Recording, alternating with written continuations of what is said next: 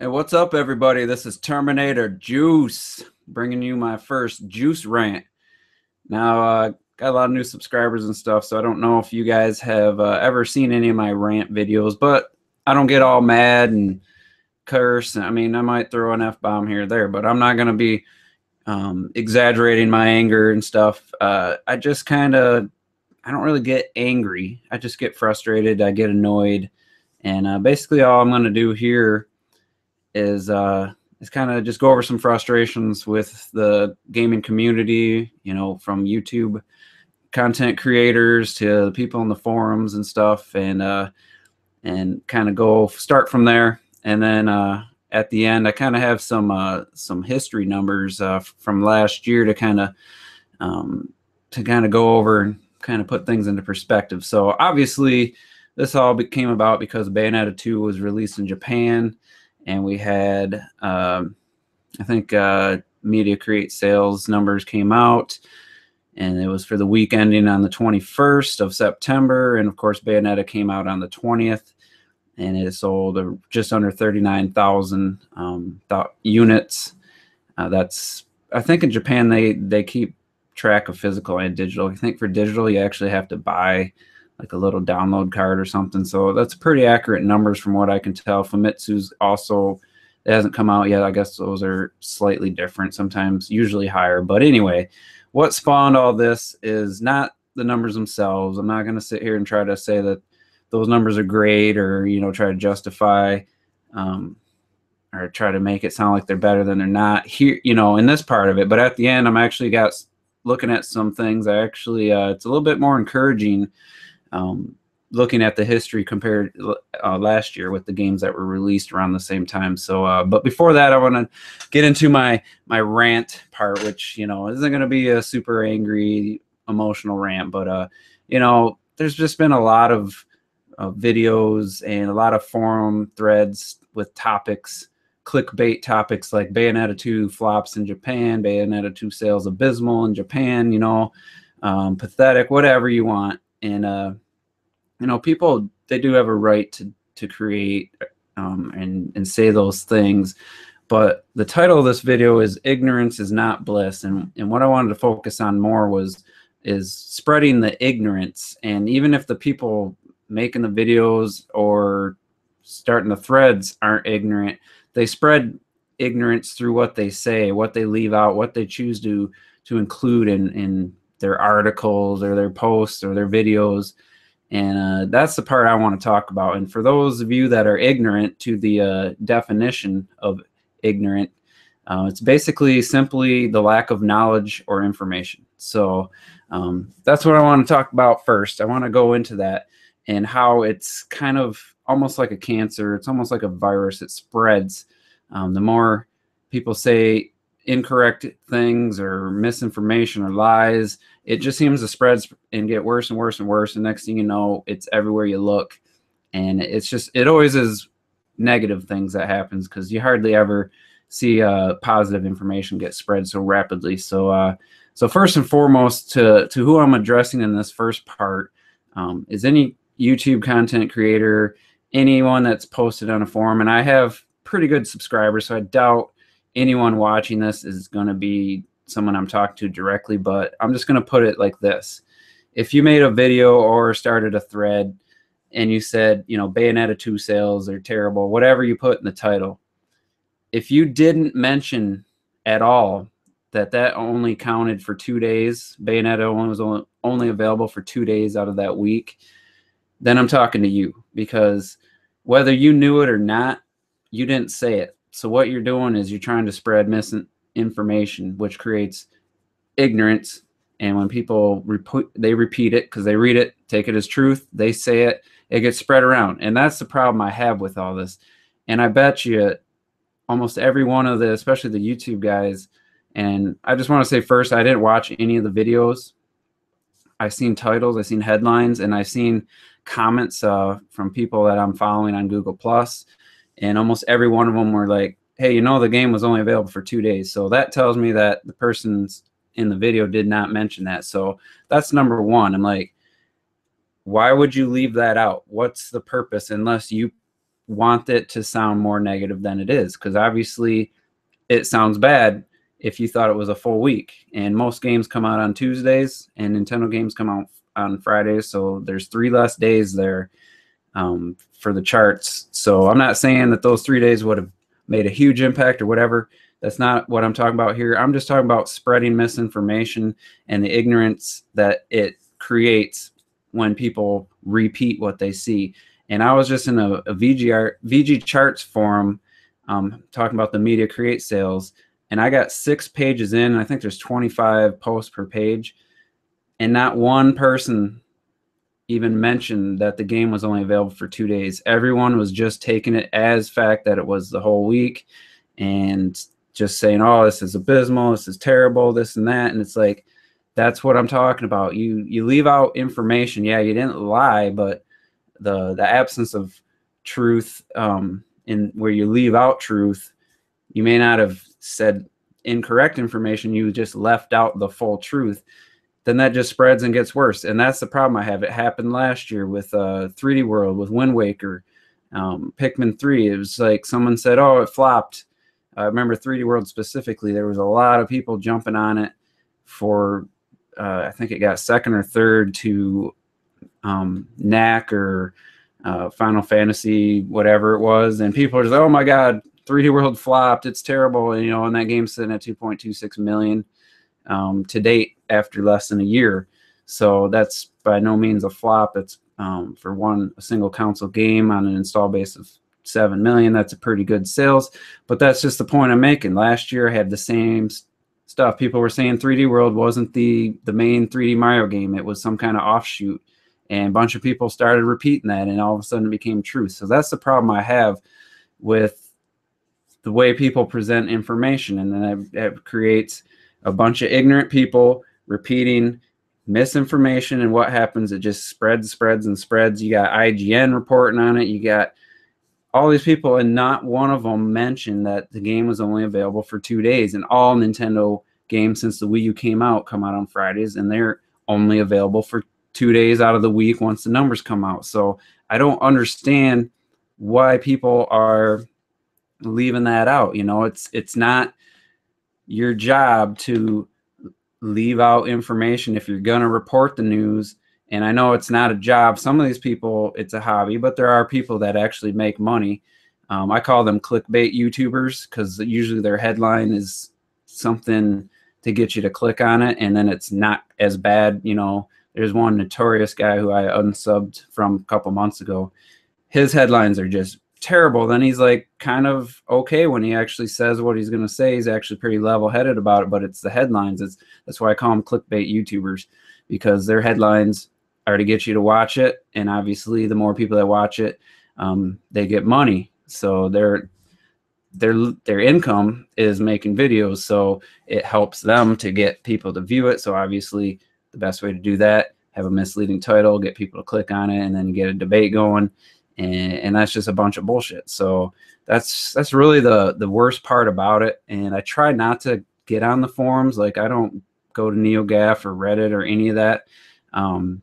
Probably the worst one to go to, though, is VG Charts, because most of those people are just casual video game fans who only care about sales. I'm just curious in it, and because of my Monday Juices Loose episodes, I like to have some information or news stories. So I do like to check that every once in a while. So I seen some headlines, and I was just like, oh, these people are going to tear this guy up, saying that Bayonetta 2 is a flop, and not one person in there said, oh, wait, it's only been available for 2 days. It's just everybody was just taking it as, accepting it as a failure, and it's over. And, one person I think did try to point out that some Nintendo games, this wasn't first party, you can't go by the first week sales, and that just got completely ignored. So that's the first part of it. The second part of it is these people that are saying that this proves that Operation Platinum was not a success, and that's still to be seen. We don't know that yet, but Operation Platinum is started in America, and it's almost every YouTuber I know that's trying to promote that is in America or Canada, North America, we'll say, and some people in Europe. I've never seen one person in Japan, you know, tweeting about that, other than the producer, I think, said he was going to wear a shirt to Operation Platinum shirt, which I never saw if he did or not, to TGS. But, you know, Japan's its own thing. It's a completely different market. And this isn't the part where I'm going to make excuses or anything. I'm just saying that you can't say Operation Platinum's a failure until the game releases in North America and Europe. And you can't base it on the first week sales either, because as I'll say later in this video, you'll see that Nintendo or Wii U games even, they do a lot better over the course of a year than their first week sales, and I'll go over that later. But I just want to say that anyone who said Operation Platinum is a failure just because of 2 days of sales in Japan, I'm just gonna say right now you're an idiot, or you're just trying to start a flame war, or you're just trying to be a troll. So that's that for the first part of it. The second part of this, and I don't want to offend anybody or get anybody mad at me, but I do want to make a point, and I do want to say, especially to the Gamers at Large members, I want to say we can be better. We can do better than what's going on right now. The only reason I knew that any of these videos existed is because there's a lot of people I'm following. They go to the video and they comment, and it shares it on Google+. So there you are promoting ignorance right there, because I don't watch the video, but it's already there. I go to click on it, or if I reply to a post, you're replying, and then it's on the video. It's in the comment section. So I think we need to do a little better when it comes to going to these trolls, these haters, these these negativity spreading YouTubers. And first I want to say, or ask a question, why are you watching their video? I mean, yeah, some people can be borderline entertaining, and I'm not telling you who to watch or anything, but if you're going to watch the video, I guess no one's going to stop you, but I just think we need to ask ourselves, why are we watching these videos? Why are we commenting? You're not going to change the people's minds. They're haters, they're trolls. You're not going to change their mind. And like I said, you post a comment, that just shares it on our Google Plus community, which we're trying to make a positive community. So I just want everybody to take a pause for a second and think about, you know, what they're doing, and maybe we can get together. We can talk about this and say, hey, you know, maybe that's not what we want to be doing. Maybe we don't. If you're going to watch the video, but maybe don't click off the little box that says share in Google Plus. If you want to comment to the person, you don't need to share it with the community, because then it just spreads the ignorance even more. And then I see more people commenting on it, and all of a sudden there's, you know, 10 people commenting on this anti-Nintendo or this ignorant hater video. It might not even be Nintendo, whatever they're saying bad about the gaming industry, and you're commenting on it, and then we all see it. So it's like, maybe we need to get together and discuss that. So that's just something I wanted to throw out there. Like I said, I'm not going to tell you who you should watch or who you should be subscribed to, but maybe just pause, think about, maybe ask yourself, hey, why am I doing this? And I can tell you from personal experience, I unsubbed every single negative, ignorant YouTuber. About 2 months ago was the last person I unsubbed from, and I gotta say, it improved my YouTube experience 1,000%. Like, I love going to YouTube. I never see anything bad. And you might say, oh, that's just putting your head in the sand. No, because there's I'm subscribed to a lot of Nintendo fans that call Nintendo out when need be. See Red Knight's podcast he just did. If you want proof, that's when you can be a fan, and you can look at something in a realistic way and say, hey, this ain't quite right. You know, maybe they could do this better. And you're not like another big YouTuber who always finds negative in Nintendo stuff. But that's just an example of where I don't just bury my head in the sand. I do realize there's Nintendo makes bad choices, and there's some things that they need to be called out on. That's fine.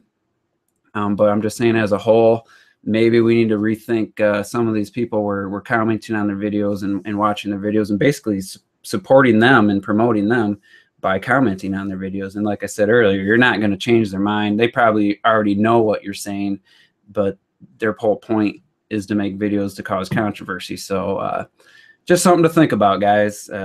You know, maybe this is out of line. Maybe I shouldn't have said this on air, but I just felt part of this rant, that was part of the problem. I wouldn't have known that there was all these anti Bayonetta 2, you know, abysmal sales videos if I didn't see all these comments on Google Plus. So, you know, that's, like I said, this is something to think about. So, moving on, I actually looked at last year's sales numbers and opening week numbers for Wii U games, and I found some interesting trends, and I thought, you know, why not end it this way?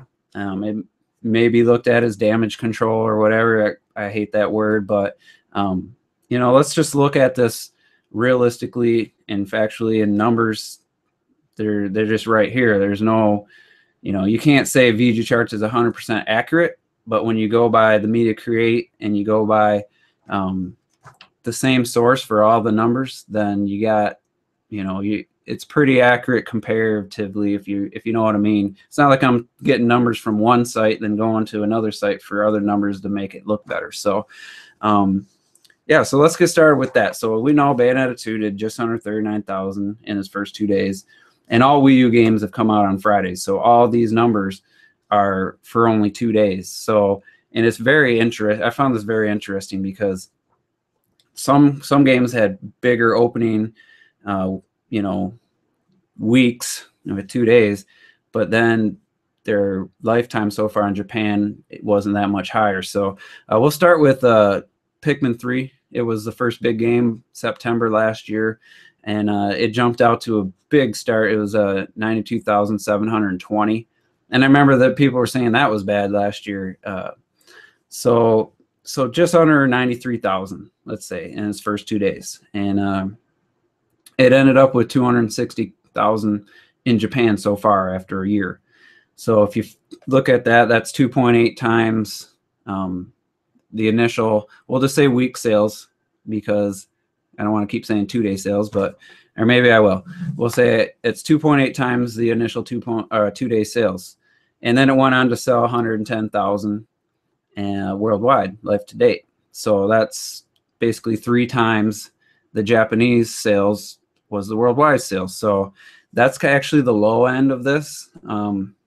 That's for as far as all the percentages. And then next we'll go to probably the most comparable game, other than it was a new IP instead of a sequel. It was Wonderful 101. And a lot of people are saying 38,800 is a flop, but you look at Wonderful 101's first 2 days on the market in Japan, and it did 5,258. That's 7 times less than Bayonetta 2.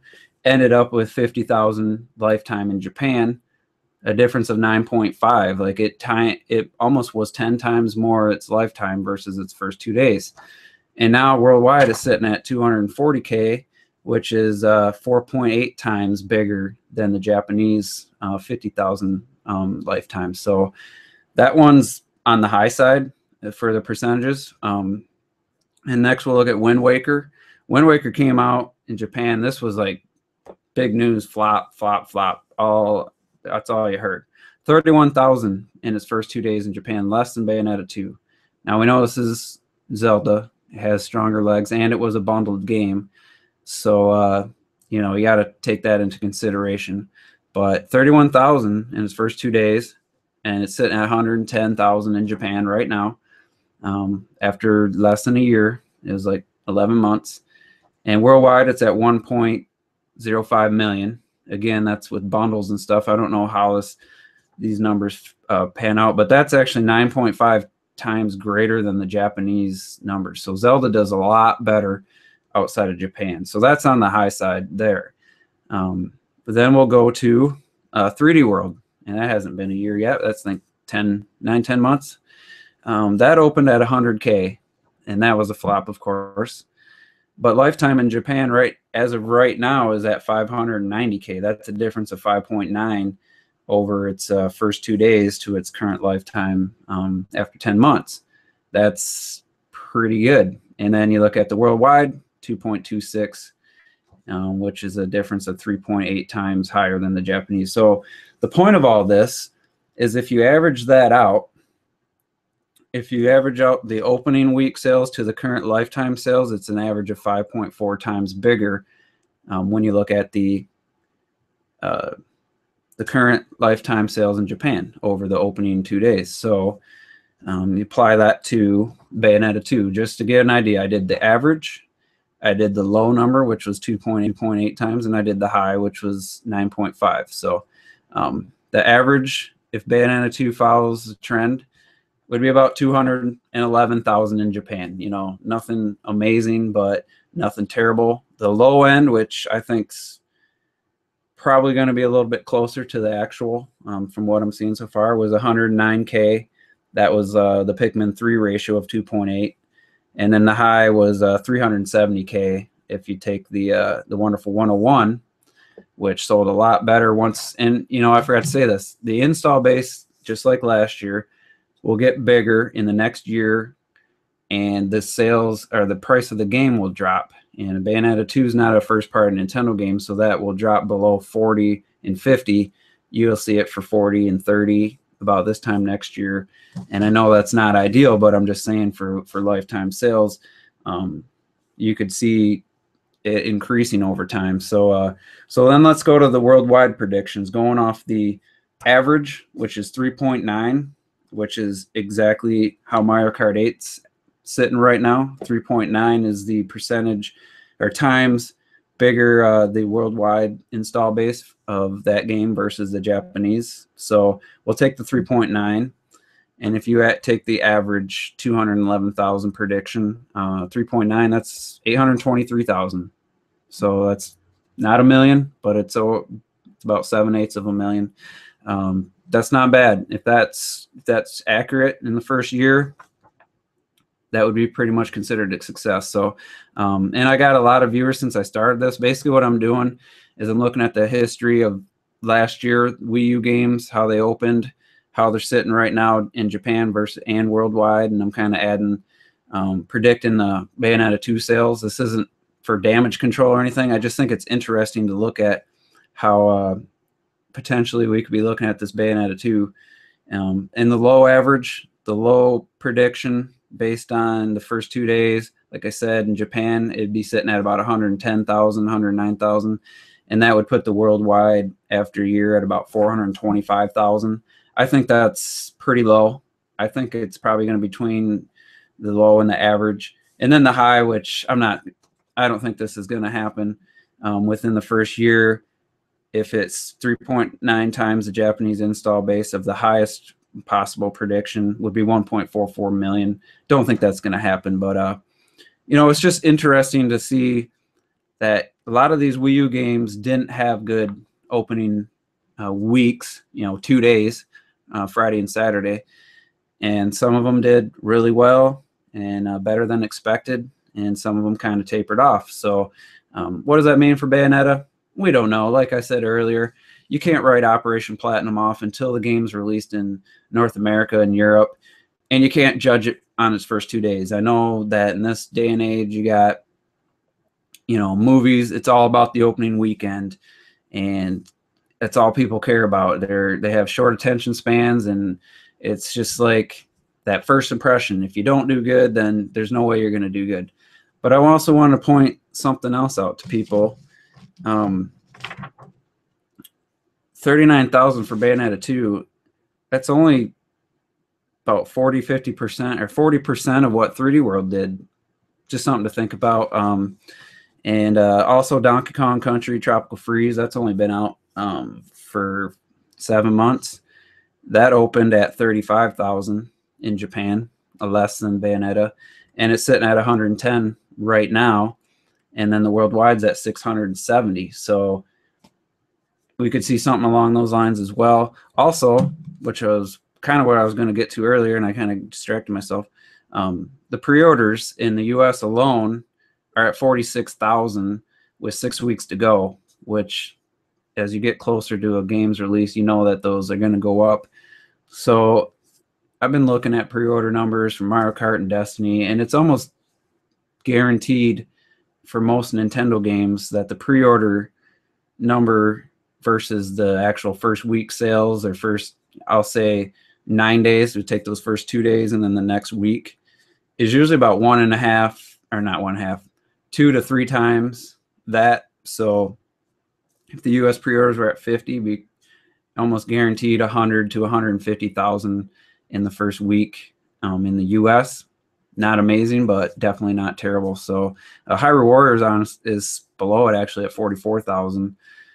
So, and a lot of people are expecting that to do pretty well in North America. So basically, you know, that's another point. All this I wanted to say is, why jump to conclusions? Just like with 3D World last year, how it sold less than NAC in its first week. Jump to conclusions. You make yourself look stupid. You spread misinformation. People probably still think 3D World was a flop at, what did I say, 2.26 million. That's not a flop. That's pretty damn good. Yeah, for a Mario game, maybe, but that will continue to grow as we get new Wii U owners and stuff. So why jump out and make these ridiculous claims, other than, like I said earlier, for these guys that make a living on YouTube? And Francis from Player Essence I just opened the question answer app. I forgot all about it. He said that Bayonetta 2 launched on Saturday. Everything I saw said the 20th. So believe actually that is Saturday. My bad. That's only one day. That kind of changes things, doesn't it? Yeah, because Monday was the 22nd. So you're right. I wish I would have opened that sooner. So that's only 1 day sales. I don't know why I've seen 2 day sales listed all over, and I just didn't think about it. I thought the Media Create said it ended on the 21st. So we'll just say it was 1 to 2 days. We don't have confirmation, because it did say the Media Create did say it ended on the 21st. So, and then Zen Gamer. This isn't a question, but rather just me saying that I fully agree with your statements concerning those who continue to watch and share videos of negative, controversial YouTubers. So yeah, I think as the members of the Gamers at Large, I think we need to get together and maybe discuss something here, because it's supposed to be about positivity and, you know, not being blind. Like I said earlier, it's not like you can't watch somebody who says something negative about Nintendo, but these known haters, these known trolls, that all they do is spread negativity. Maybe we should, I mean, you can watch them, like I said, on your own time and stuff, but maybe not share their videos and comment and share that on Google+. So something to talk about. And then Teresa Hammond, or Tessa, TLH14. You people can worry over sales figures all you like. I have a fluffy gray kitten. I win. It's a good point. And also, you have a free copy of Bayonetta 2 coming to you on probably October 26th or 27th, or maybe the 28th. So you don't have to worry about it, because you won and you're getting a free copy. So if everyone watching this, Tessa won my Bayonetta 2 giveaway drawing, which I did a week and a half ago. So congratulations again. I forgot to mention it on Monday's video. Good job with that. And then we have Shadow Hero 43. I just got to say, your Rant and Shadow Fox's debates are done in such a mature way, I'm almost shocked. Well, thank you very much, because, like I said, I've never had a temper. I never really get mad. And people actually, my friends used to laugh at me for being so logical about stuff when we were going out doing stupid things when we were kids. I'd always think of the consequences before we even did anything, and they just thought that was ridiculous. So I try to look at things without getting emotional and just, like, what do they call that when people make a quick reaction without really thinking about it, and then they might regret it later. So can't think of the term.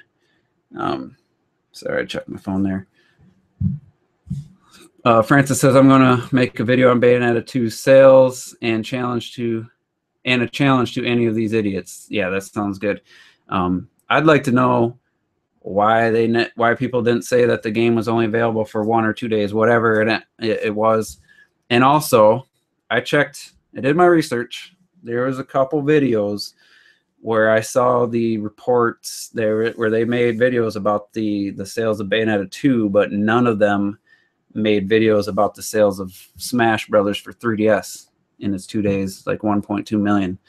So if you're going to report sales, why don't you report positive sales too? So that's a question. I forgot to bring that up earlier. And I'm not going to sit here and call names. I don't want this to become like, I don't want somebody to make a video response to me and like, I'm not looking for that, you know, whatever. Just look at yourself. Why didn't you mention the game was only available for 1 to 2 days? Why do you only report negative news? That's all I want to know. So I'm going to have to read Ying Yang Yao. While you got a fire on, you got anything else to let rip, or do you got a drink to kill the rage flames? I don't drink. I should say that. I got water. I don't drink alcohol. Just doesn't agree with me. I got a temperamental stomach, and some reason alcohol just doesn't like alcohol. So I don't drink, and it's actually a good thing. Games Rosa, yo, just to say Rosalina's mine, back up or else population control. That's an inside joke. And I gotta say, man, I got my own house. I got a sport bike. I got, you know, a Subaru. So Rosalina, I think she's starting to lean towards me. So sorry, you might have to find somebody else, Rosa. Just saying. And Francis says he's going to call them out. And I want to ask you, Francis, what happened with that discussion you're going to have with Zaire when we were doing one with Red Knight? We had that vidcast. You said Zaire wanted to have a discussion, like an actual, like mature and decent discussion with you. I don't think that ever happened. So curious there. All right, Tony, when will they ever learn about a game like Bayonetta 2? Haven't gotten a full week result and rather rely on a 2-day release taken from sales data? I don't know. That's the $1 million question. Like, you know, if you look at it compared to some other Wii U games, yeah, it's down. I mean, Mario Kart, Pikmin 2 were almost 100,000, but in the same 2 days, you listen to, even on IGN, they never point those facts out. They said when Wind Waker came out and it was digital only with the bundles, and it was only, the physical copy was only available for like 1 week out of that whole quarter. And they threw in the old, look at the Wii U's quarter sales at 300,000. That's with the inclusion of Zelda. And it's like, no, Zelda was 1 week out of 3 months. And it was, but they didn't mention that. It was just, Zelda didn't help, you know? So I don't even know what to say. IGN has some really good Bayonetta 2 articles lately. So they're buried on their site, but if you can find them, they're really cool. They got 60 frames per second videos. They have 2 developer videos right now where you can see basic and medium techniques, and then you can watch a guy go just pure platinum for like 15 minutes without even taking damage, and it's ridiculous. Francis says he's playing it with Zaire. So I really, you know, I don't have anything against most of these people. I don't watch their videos. I'm not subscribed to them. I've watched a few videos here and there. Like I said earlier, excuse me, some of the people that I follow, they post comments and I'll see a video title and I'll say, oh, okay, I'll click on that. And it's usually misleading, but some of these people, I just don't follow them. I don't have anything exactly against them. I just think, why do you always got to report negative news? If you're going to do that, I'm not going to watch you. I'm not going to subscribe to you. So, and I don't really have any respect for you either if you do that, but whatever. Tony Karan asks, what are your thoughts on Platinum Games creative producer JP Kalam's telling everybody not to spoil the story and plot of Bayonetta 2? I think that's great. I'm glad he said it, because why do people want to know what's happened in the story? Yeah, that game's all about gameplay, but it also looks like it has a somewhat interesting story. You know what? You tell somebody not to do something, and it just makes them want to do it even more in this freaking society. But I think it's cool that he said that. Like, hey, if that was a dude, I don't know if it was the guy or the girl, because I know there's a female working on that game too. So sorry if I got that wrong. But, you know, that's how it should be. And if you're not going to have a worldwide release, if Japan or Europe gets a game first, why would you want to watch it being played? Like, if you're going to buy it I guess if you never plan on buying it, no problem. But why would you want to watch and see spoilers? I was going to say in the beginning, the only time ignorance is good was when I was a kid and I made a super long Christmas list, and I would purposely avoid areas in the house where I thought there'd be stuff hiding because I wanted to be surprised. Or if someone's throwing you a surprise party, you don't want that shit to be spoiled. You don't want to know. I didn't want to know what I was getting. I know people that would go through closets and find out everything they were getting for Christmas.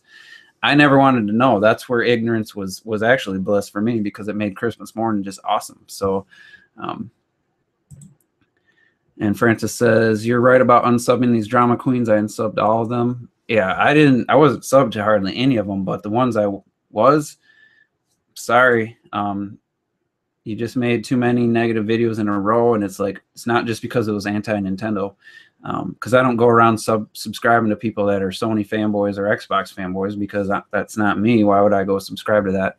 And I did want to also say that something I've noticed, every video I make, I get a downvote within the first 5 minutes of that video being uploaded. So I'm sure this one already has a negative, because you can down and upvote live videos. So I know there's at least one hater troll who watches every one of my videos and gives me a downvote.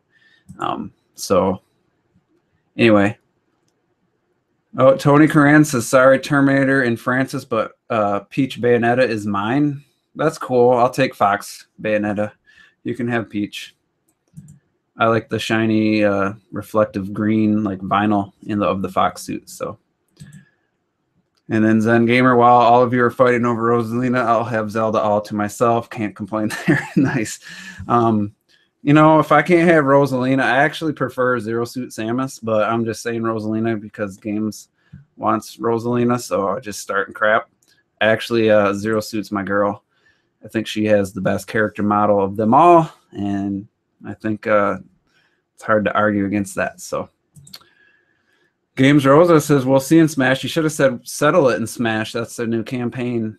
If you haven't seen the commercials, they're actually pretty funny. Settle it in Smash, which means you get Rosalina, because I suck at Smash. I still can't beat a level 9 CPU. I mean, I can. One-on-one with no items, the best I ever did, and it was one time. I got 2 KOs on Link. But I'm lucky to get 1 KO against a level 9, and it's usually a sudden death situation. We either knock each other off one each, or it's a draw. Still working on my skills. I was pretty much a beginner when this demo came out, and I got 11 hours or 10 hours in, and I've learned a lot. My buddy Derek Steelfox, he could take you. I'll guarantee it.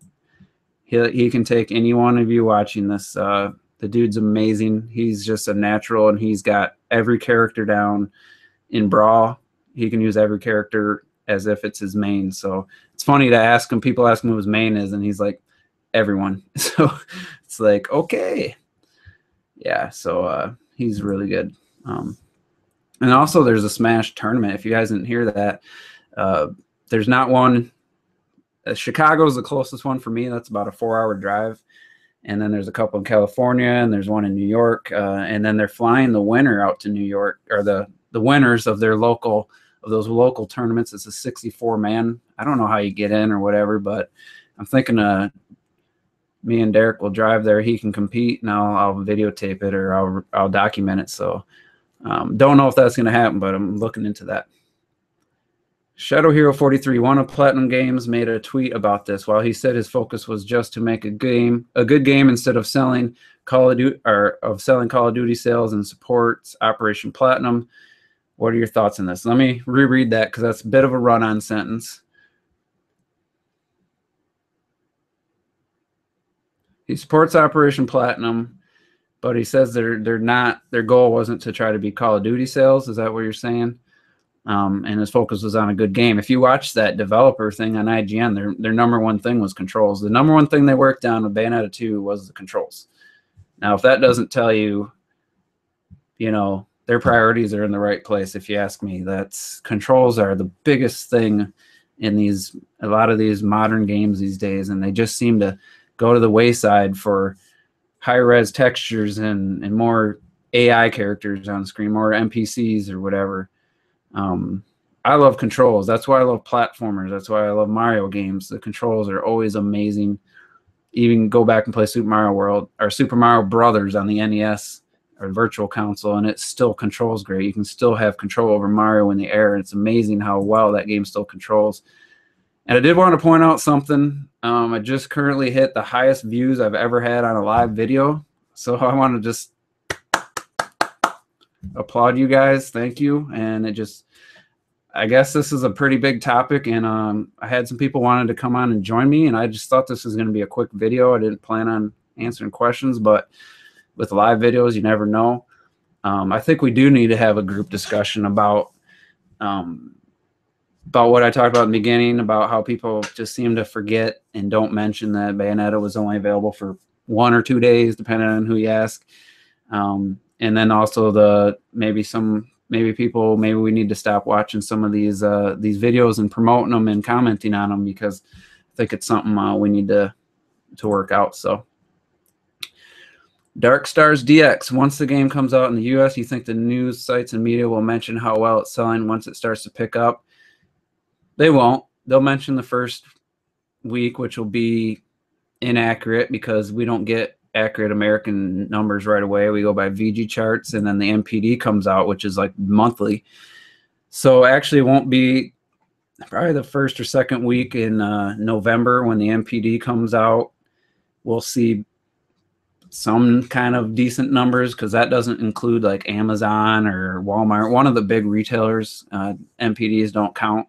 So I think it'd be interesting. I'd like to think the US and Europe could combine for like between 300,000 and 400,000, but I think it's going to be more like 150 to 200,000. But like I said earlier, if you times the opening week numbers by what they usually end up lifetime in Japan anyway, it's usually about 3-4 times more, 5 times more, and then the lifetime or the 1 year numbers are usually another 3 or 4 times that. So it'll be interesting, but they won't. If it starts doing really good after, like, let's say Smash comes out, then no one's going to talk about it. So,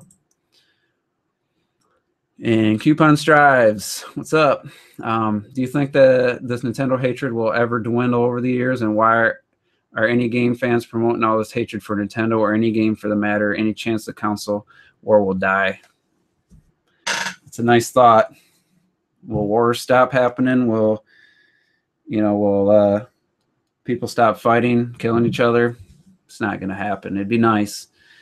But I think if we can plant a seed and actually stick to it with this positivity, we can create a separate community of more positivity, and then leave the negative, all that crap to themselves. It's almost like it'd be like Arkham Asylum, just let them do their own thing. Let the people that like that stuff follow them, and we'll be over here in a nice, I don't want to say Gotham, but our nice city, our nice group, and singing Kumbaya. So, it's a nice dream. I wish it would happen. I don't think the hatred will ever dwindle, because the thing that Nintendo does is they remind people that quality is something that a lot of their games and a lot of the game companies they like isn't a focus. And when they see these Nintendo games, I don't know if it's jealousy or what, it reminds them that, hey, I'm settling for less here.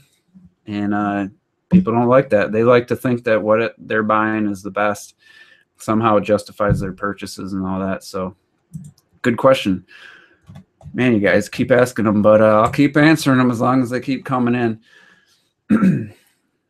Double M06 just started following me today. I started following you a couple weeks ago. So let's see. I want to state that Wind Waker HD had the same issues as Bayonetta in Japan, and the game has well over 1 million sales and still selling well in the eShop. I brought that up earlier. Wind Waker debuted in Japan. Its opening 2 days at 31,000, and it's sitting at over 1 million, and that's not including the digital sales in the US and Europe. So that's probably more like 1.2 million. But yeah, I pointed that out. And it's sitting in Japan 110,000 right now, which is kind of low if you ask me. I thought it was a great one, probably the best remaster ever. Probably technically the only remaster we've had in a couple years. A lot of them are just up-resed, and that's a whole separate issue. But excuse me. This is a good one. 9 to 5 Gamer. Do you think that Bayonetta will end up in Smash as DLC? I think so, and it better happen. I'll be pissed if it doesn't, because it should already be an amiibo for Bayonetta. It should already be announced, because that's only going to help the sales of Bayonetta. Nintendo funded this game. They published it. Why wouldn't they want to promote it? And this is a great way to do it. And I think they missed the boat. So maybe if they do come out with one, that could help Bayonetta resurge. And I'm not sure if Japan's getting Bayonetta 1 included for the normal asking price of a game. I know Europe's got to pay a little extra to get the first one. So I'm not positive. That was another thing I forgot to mention. Terminator, next time you make a clapping sound like that, do try to keep your hands where the camera can see them. Good point. Damn you and your wit. If you guys don't know Tessa on PlayerEssence.com, she's got one of the wittiest personalities and just real snappy with her comebacks and stuff. So always enjoy it. I think her name comes up TLH14 on there. So that was a good one. You didn't have to, I didn't have to read that, you know. I could have ignored it, but I got no shame. I'm not embarrassed. So let's see. Skull Kid. First time I've ever seen your name. I don't appreciate you for watching. Don't know. You have My Little Pony as your background, so don't know if you're a guy or girl, but I'll just leave it at that. Do you believe that there is a sort of conspiracy against Nintendo? I mean, hardcore gamers and the media do undermine Nintendo, yet want them to go third party. That's a good point. Do you think the industry really is trying to get Nintendo to drop out hardware-wise?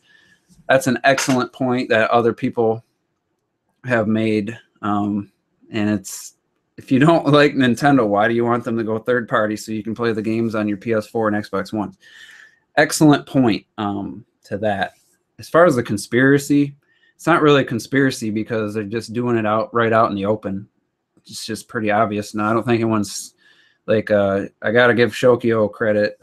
You know, a conspiracy would be whispering behind scenes and people working together to work against something. But I think people are just doing it out in the open. It's just the hip and in thing to do is just to be negative about Nintendo, and you know how people are. Like Red Knight said, it's a Me Too world we live in, and they see somebody bashing Nintendo, so they do it. But yeah, I mean, you know, honestly, I don't know what would happen if Nintendo dropped out of the hardware business and let's say they made 3D Mario game. They'd be like, Sony, Microsoft, who wants this game exclusive? I mean, they could make a lot of money in the short term, but you can't rely on Microsoft and Sony being there. The hardware might not do another system. You never know. So I think Nintendo just keep doing what they're doing. Maybe make sure their system's a little bit more powerful next time, or at least the architecture is a little bit more friendly for developers. That's really the only thing I think they should do. So I'm going to scroll down because I've been kind of, this questions just keep getting pushed down. I know, Teresa, you said this a long time ago. Clearly, Rosalina's mine. Thank you. Were you not listening? I have a kitten. Bitches love kittens. I love kittens. And my sister just got one, actually. I'm going to see if I can pull it up. Yeah, I was listening, by the way. I'm going to see if I can pull up this damn cat because this thing was so damn cute. I'm thinking about getting one. I don't know. Let's see. Yeah, that's my sister's kitten, Khaleesi, from Game of Thrones. And it was cuddling up with me. So I got a little soft spot for kittens. I don't like dogs. Not a dog fan. So I'm not a bitch, though. So that's, I guess, dudes love kittens as well. And, you know, never mind. I won't go there. Ying Yang Yao. Never said what kind of drink did I? No, you didn't. YouTube trolls are off the bulleye list, but which websites do you like to throw darts at? I don't know exactly what that means, but I'm going to take what websites don't I really like. GameSpot's the worst one, if you ask me. They have the worst reviewer in history. and they've had some really bad reviewers, but I don't even remember the dude's name. Todd, maybe? Todd something. He reviewed Wind Waker and gave it like a 6.5 or a 7 and said the controls didn't work. And then everyone else just raved about how the Motion Plus, just how well it worked with that game and how it changed the experience and made it awesome. So obviously the dude sucked, and I just hate GameSpot. I hate that British accent news reporter, snobby, anti-Nintendo girl that does their daily, weekly videos. I shouldn't say hate. I don't like her at all. The only person I have respect for is the person that gave GTA 5 a 10, or I mean a 9 out of 10, and actually gave good reasons. And also, there's a big delay when you guys submit questions. It takes like 5 minutes to pop up because I was on Games Rose. I was doing a Q&A, and I was trying to like get him to do his accents, and it took forever to pop up. So, yeah, there's some stuff coming in that might have been from a while ago.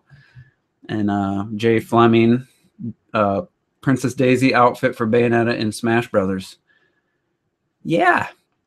How about all the outfits? I mean, there's 8 costumes for each character. Put Bayonetta in there. Might be a little confusing, but have all her Nintendo costumes, and plus her Chinese Gekka outfit or whatever, the Chinese dress. Please do that. That would be awesome. And PE Nintendo, I can't wait to play him in Smash Brothers. Probably referring to Derek Steelfox. I can't wait to see it because this is going to be awesome. Because the thing is with him is he has, with Melee and Brawl, I mean, every second he played that game, he was playing against his buddy Curtis, who's amazing at the game too. So it's not like he's just playing against level 9s and destroying them. He learned playing against another really good player. So I'd love to see that, guys. I mean, I'm not saying I want him to win because, you know, he's a little cocky about this. So if someone can put him in his place, I wouldn't mind that. But I honestly don't think it's going to happen. So Tony Karan, during the brief opening sequence in Bayonetta 2, do you think Enzo's voice sounded a bit like Joe Pesci from the Lethal Weapon movies? I did notice that. Yeah, Lethal Weapon, if you guys, probably some of you younger people don't know, it was Mel Gibson and Danny Glover, and then Joe Pesci came in on Lethal Weapon 3. Louis, what was his name? Leo Getz or something? I think it was Leo Getz. Yeah, I didn't put 2 and 2 together immediately, but now that you say that. We in 360 with me, aka Robert. Hi, Terminator Juice. Where are the Bayonetta 2 advertisements? I haven't seen one even for Japan, I think. How do you think they should make a Bayonetta 2 ad? That's a good point. Another good point is, who made that? Active Sin. I forgot all about this. Smash Brothers for 3DS came out a week before Bayonetta 2. Like, Nintendo, that was bad timing. It did 1.2 million. Smash did in its first 2 days, and then it did like 350,000 in the next week. Complete, you know, and I guarantee you, every single Wii owner in Japan has a 3DS. Guarantee it. So, but the ads, yeah, I haven't seen one like, hey, Japanese commercial for Bayonetta. Usually those pop up. You haven't seen it. The best way to do it is just show some cutscenes, show all the different like Nintendo characters, and don't have it cheesy. Just have it kind of maybe a little bit of humor, but have it show some action. Only on Wii U, baby. I mean, they got to promote that game. That's a really good point. If it did 38,000 and we haven't seen an ad, it's actually not as bad. They would be promoting that. I'd like to hope. I really hope Nintendo starts advertising, just like Francis is going to start his Operation Platinum once October hits. I'd like to see a lot more ads. Hyrule Warriors ads kind of came kind of late. They're only YouTube ads. I'd like to see some, you know, when I'm watching New Girl, the new season started. It's 2 episodes in, hilarious show. I'd like to see some ads thrown in some of these big network shows. I know it costs more money, but that'd be nice. Man, we're almost at an hour here. All right, I'm going to have to cut this off at some point. I won't read that out then, Teresa. I'm taking it you like that kitty. Yeah, I like cats that let you pick them up and like to be held and like to be petted, and I don't like the ones that like to do their own thing and ignore you. So, Tony Karan, I didn't think exactly what you just said, but do you think Chun-Li's freaking jealous of Bayonetta wearing that Umbra Gekka outfit? The blue one looks just like Chun-Li's outfit. And yeah, she should be jealous because Bayonetta 2 looks way better. But Chun-Li hasn't had a very good character model. It's very cartoony, very what was the last the fours? It just had that cell shaded, weird 3D-ish CG hand-drawn crap. Chun-Li probably in a more realistic setting would probably look pretty good though. But yeah, that's a good point. I answered that seriously, even though it really wasn't a serious question. But who cares? Shadow Hero, hell, if no one wants Palutena, she's mine then. Yeah, Palutena, you can have her. I mean, is she like a goddess or something? She's a little too powerful, even though Bayonetta and she's pretty powerful. Zero Suit, she's pretty much a badass. So there, that point's kind of mute after I just said it. Double MO6. What are your views on the new screenshots of Fast Racing Neo and people's attitude to the whole Wii U's underpowered garbage? The screenshots look great, like from a technical standpoint. The first one looked a little bland with just a bland desert. It's one of the things what happens when you go for super realistic graphics. Ooh, lost my voice went out there a little bit. I'm going through puberty again.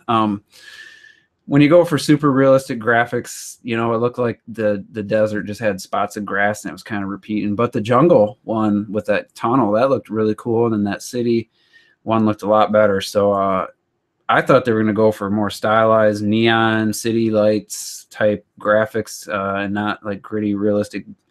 And hopefully it's not all in the desert, but if it is, whatever.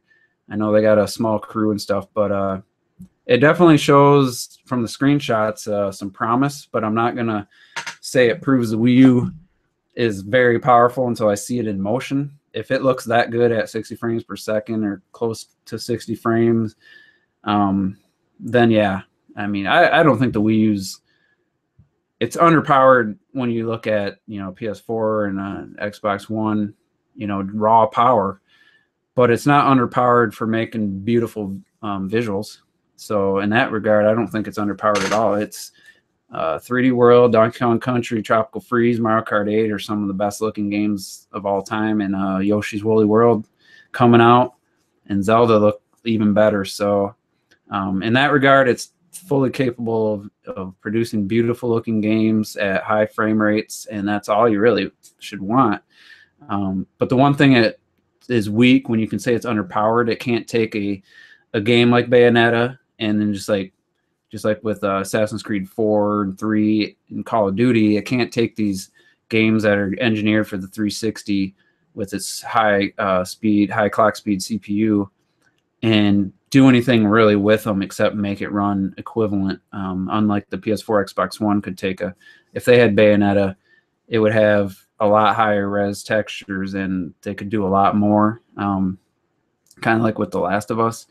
So in that regard, it's underpowered, but a game built from the ground up for the Wii U is fully capable of amazing visuals that, because of the art styles and the frame rate and just the Nintendo, all the little touches, end up looking better, in my opinion, than a lot of the PS4 and Xbox One games so far.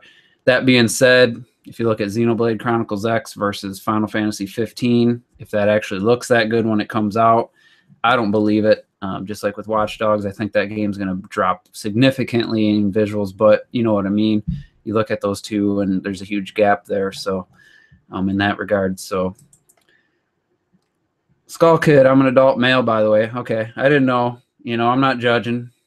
Your ponies are cute there. So just kidding. I got Bayonetta as my background, but my icon for a long time was Splatoon, and now it's this. So yeah, I can't say nothing. Anyway, I've been following the community for quite some years since Shokyo started out. I'm just not really active aside from watching vids and commenting here and there. But my question to you is, do you think the Smash DLC is true? I didn't really read the rumor. I'm kind of tired of Smash rumors at this point. Just want the game to come out, and I'm just kind of done with the rumors, so I didn't really follow it, but it should have DLC of some sort. Mario Kart 8's getting it.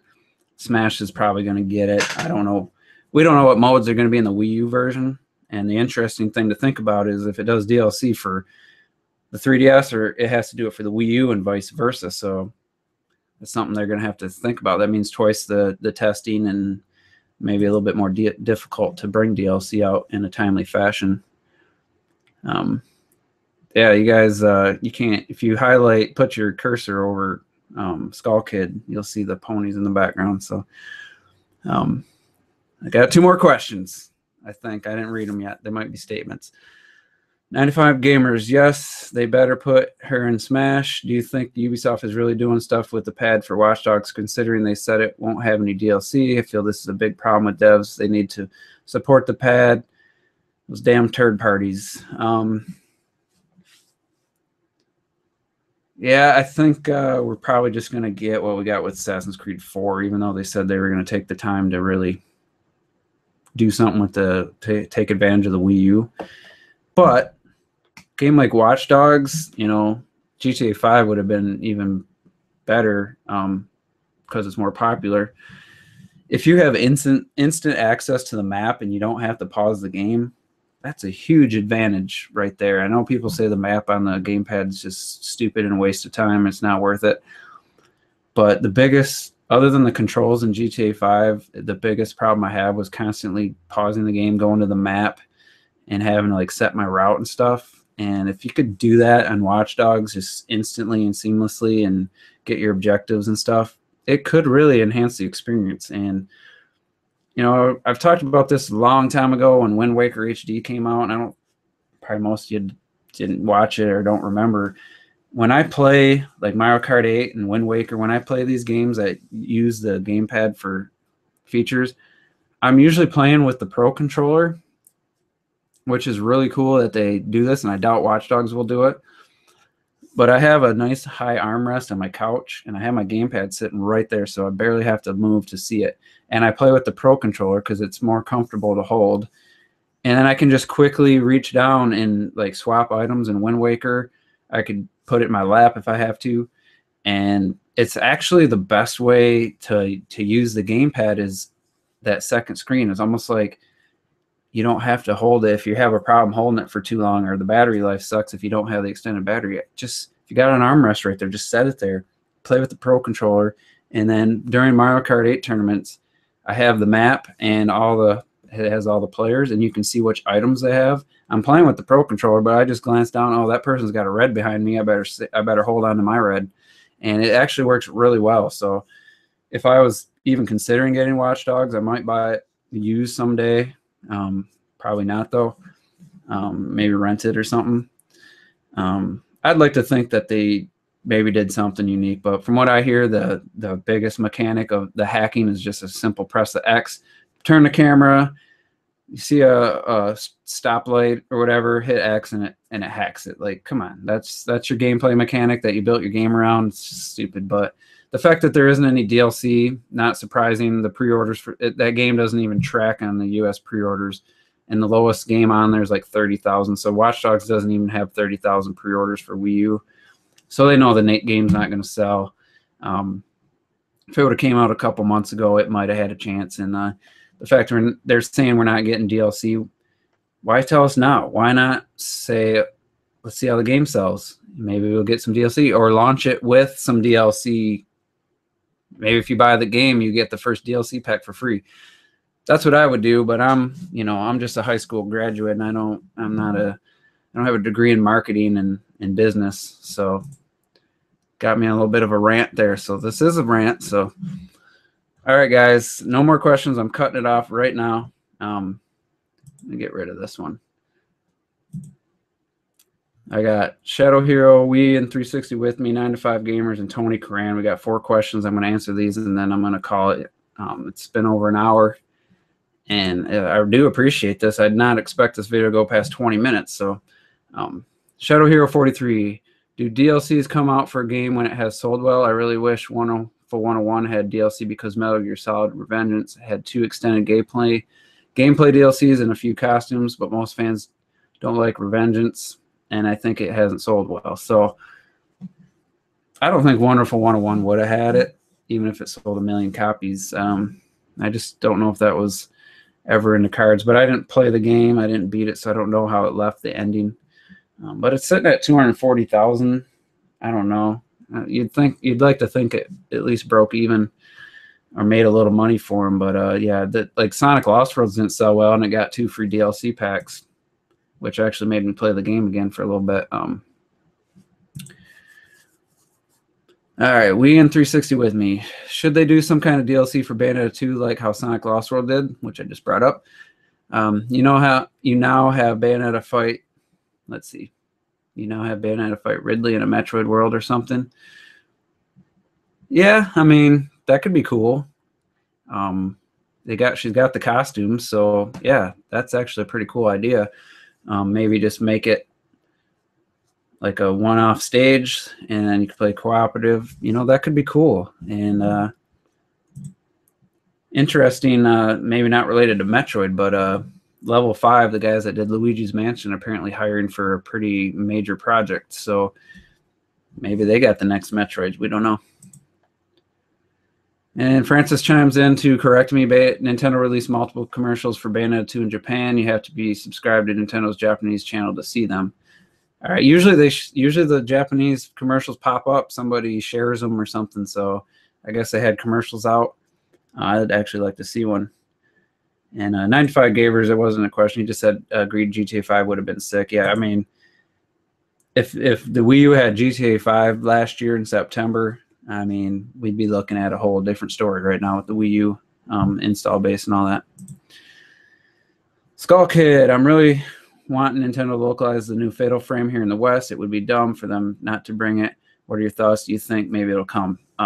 I said in one of my last few podcasts that I thought Fatal Frame was one of my most anticipated games of 2015 as long as it comes out in the U.S. You know, the last one on the Wii came out in Europe. I don't know. It looked like a decent game. It didn't get amazing reviews, but the new Fatal Frame, I forget, it's a super long title. I think it's some are dubbing it Fatal Frame 5. I really think it will, and I really hope it does. I just don't know why not announce it now. Say, hey, Fatal Frame's coming to North America and Europe in 2015. Why not? I think they probably would have said it by now if they really were going to do it. Maybe they're going to see how well it sells in Japan. It's getting decent, got a decent review by Famitsu or whatever, like a 33 out of 40. So I'd love to see that because I love horror games and I don't like horror movies. I said this the other day. Zombie U, awesome experience, great game. Could have been more polished, but one of my favorite games of last generation, Dead Space, and Dead Space 2 was great too. Love horror games. Resident Evil 4. Just don't like horror movies, but I'd really like to play a Fatal Frame, I gotta say. And those Japanese character models looking pretty nice. You should see my fan-made Bayonetta 2 commercials, Tony Karan. I think I've seen them. I don't know if you made any new ones recently, but I think I've seen them. And also Zen Gamer did a music video to Rihanna's what was it? Only Girl in the World. Pretty damn cool edit. And I did my Sexy Bayonetta 2 video. It was one of the most popular videos I've made in a while. And I used Sail from AWOL Nation. So we use pretty much the same footage because there's basically the same footage around the net. So they're very similar. But yeah, go check out Tony. Let's see. I'm going to read your full name here. Tony Kaname Karan. So you can send those or link me to him on Google Plus. I'll check them out again. And he said, what are your thoughts on Nintendo celebrating its 125th birthday? I mean, what can you say? Anyone that doubts their business model and business practices, I mean, they've been around for 125 years.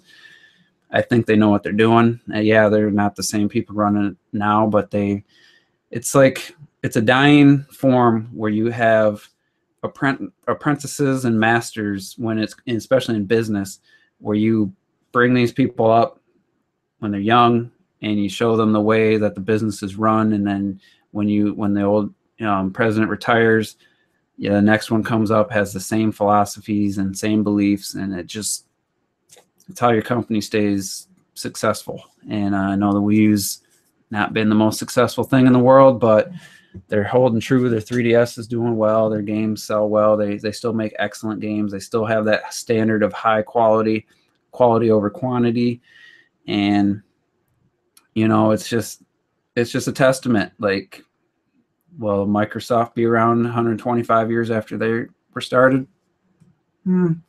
Probably. Will they be their Xbox division? No. And I know Nintendo, they didn't start with video gaming, but they've been doing that for over 30 years. So I don't know why people keep doubting them. They know what they're doing. The Japanese, they're dedicated. They're very good businessmen, and they're very good workers. They're very hard workers and dedicated people to what they do. So that's why I have a Japanese car and a Japanese motorcycle, a Suzuki and a Subaru, because I truly believe the Japanese are the best, make the best stuff. I'd love to say my TV was made in Japan, but it's not. It's Sony, but it's, I don't know if it's Mexico or something. I just think the Japanese make the best stuff. Sorry to all you diehard American Harley guys probably not watching this video, but Americans are lazy. I mean, make $20 an hour and they sit on their ass. I mean, some people make $8 an hour and bust their ass. I mean, it's not just everyone, but I'm just saying. Wii and 360 with me. All right, this is the last question. I still have the most viewers I've ever had in a live stream. So again, thank you guys. I mean, it's really humbling, actually. So apparently I hit on a good topic. I didn't do this just for popularity. I was just gonna make the video and record it, and I'm like, with a topic like this, I'd be re-saying what I'd like mess up, and I would stop and start over. And it's when you go live, it's just, you got to go with it. If you mess up or say something stupid, you just got to go with it. So what do you think the full name of The Legend of Zelda Wii U will be? Predict! Exclamation point. How can you guess that without knowing anything about the game, except for what we've seen, the little bit we've seen? Like Skyward Sword. I mean, that combined Skyloft and Sword, because it was the Wii Motion Plus. You held the sword up to get the power up or whatever, the lightning. Twilight Princess. I mean, until you know anything about them, Wind Waker, there's no way to know. I mean, Legend of Zelda. This is how you do open world. That's the title I'm going with, because I think it's going to show everybody, the gaming, the developers and the players, the gamers like us. It's going to show, just like they did with switching to 3D with Mario and Zelda. They're going to show people how to do open world the right way, the way it should have been done from the beginning. I think that's my prediction. Everyone's gonna be like, "Oh, this is how an open world game should be." It still feels like Zelda, but it's an open world, just like it still feels like Zelda, but it's in 3D now. Like with Ocarina of Time, everything felt Zelda about it. So they'll find a way, and it's gonna be awesome. All right. Damn it, I accidentally just deleted that last question, so I'm gonna see if I can bring it back up. I was gonna answer it. All right. Shadow Hero 43. Speaking of quality games, thanks again for telling Nintendo to put 3D World for sale in the eShop halfway. You're halfway in the game. Is that because I recommended people go get it and then it went on sale right after that and then you picked it up? I believe that's what happened. Yeah. If you're halfway in, you're probably only a quarter way in if you think you're halfway, unless you know exactly how many. If you're looking at the map right now, what it gives you, and you think you're halfway, then you're about a quarter of the way. But if you know for sure about all the bonus level worlds and stuff, then you might be halfway. Level World 5 would probably be halfway in my mind. So good on you for finally getting that game. What took you so long? It's my favorite Wii U game by far. I don't have the most time playing it because Mario Kart 8's online and all the tournaments I do, but 3D World is just still the best game. And actually, Mario Kart 8's not even my favorite game this year on the Wii U. So as we'll see after Smash and Bayonetta and Hyrule Warriors, what's going to be my game of the year. I didn't purchase any games on any other consoles this year, so it's going to be interesting. Last year, my game of the year top 5 was a mixture from PS3, 360, and Wii U. So it'll be interesting this year. But right now, my 3/4 of the way through, my game of the year is Donkey Kong Country Tropical Freeze. Another game that's on sale right now for $30. I forget where, if it's on Amazon or if it's on the eShop. I know a lot of people don't have that game because it's not sitting at 670,000 worldwide, at least physical copies. That game's amazing. If you like platformers, if you like amazing music, and you like the best controls you'll ever play in a 2D platformer to this point, get Donkey Kong Country Tropical Freeze. Don't listen to the idiots at GameSpot that said it was an average game and it was dull. It was one of the most colorful and imaginative, like, background, all the stuff going on, one of the most just amazing games, and they called it dull. That game's on sale, and so is Pikmin 3. If you have a Wii U and you don't have either of those games, buy them both. But if you're going to only get one, I would have to take Donkey Kong. I mean, unless you just hate platformers and you hate to challenge yourself, because it has some difficult moments in it. But just a great game. God, that game's so underappreciated. I know a lot of people aren't into platformers like I am. I know Francis, he loves his RPGs and his action games. But that's how I am about platformers. And just a real quick, Rayman Legends, a lot of people said, oh, this is how Mario games should be. This shows up Mario. Rayman Legends is like the 4th or 5th best platformer on the Wii U, let alone of all time. I mean, don't even talk. I mean, New Super Luigi U, New Super Mario Brothers U, better. Donkey Kong, better. I guess 3D World's not a 2D platform, but it's a platformer. Better game. Guacamelee looks like a better game from what I'm seeing. I still have to get that. Shovel Knight, pretty short game, but I would say, right, it's an action platform, but yeah, Donkey Kong is on sale on the eShop only. It's $29.99. That means you get $3 back. You won't get $3 back, but it would be $3 towards your next Digital Deluxe promotional code. So if you guys are within 300 points, go get Donkey Kong. Amazing game. It's got a little bit of a long loading time in the beginning, which kind of annoyed me at first, but and the thing is, that game was released the day my Sony LED TV arrived. So I've only seen Donkey Kong on the best TV I've ever seen. Well, I can't say that. There's some 4K TVs. The best 1080p TV I've ever seen was that Sony LED TV I bought in February, and 65-inch of just beautiful, bright colors, and Donkey Kong just looks amazing. So anyone that ever says, hey, the Wii U games look okay, but because they don't have anti-aliasing, they look terrible on a big screen, it's because they have a shitty TV. I mean, Donkey Kong Country Tropical Freeze is one of the best looking games I've ever seen. I know it's just a 2D platform, but it's just colorful. It's amazing. Frame rate. Go watch, buy that game. I'm going to tell you right now. Download it. And when it's done downloading, go to the eShop and watch the trailers, or go to the YouTube app and watch the first level on YouTube at 30 frames per second.